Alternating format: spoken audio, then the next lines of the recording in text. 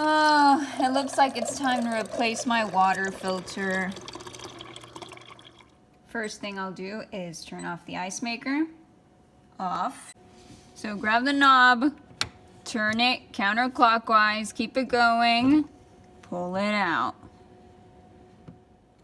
This is my replacement water filter. This is the correct one for the type of refrigerator I have. Let's open it up.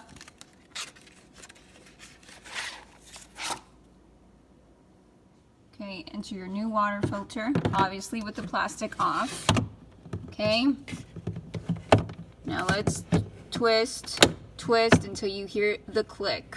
Now let's turn on our ice maker. So it's on now, so let's go down here. Let's go all the way to water filter. So let's press this and hold to reset it.